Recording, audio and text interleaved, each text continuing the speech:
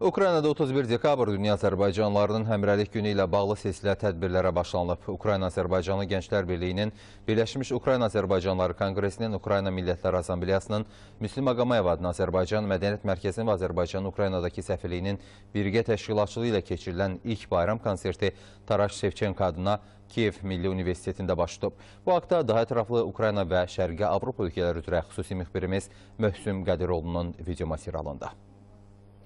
Tədbirdə Azərbaycanın Ukraynadakı səfiri Eynullah Mədətli, təməli ümumli lider Heydər Əliyev tərəfindən qoyulan 31 dekabr Dünya Azərbaycanlılarının həmrəylik gününün tarixi əhəmiyyətindən danışıb. Səfir Birləşmiş Ukrayna Azərbaycanlıları Konqresinin və Ukrayna Azərbaycanlı Gənclər Birliyinin birgə təşəbbüsü ilə bu ölkənin bir sıra vilayət və şəhərlərində həyata keçiriləcək silsilə tədbirləri əsl vətənpərvərlik nümunəsi adlandırıb.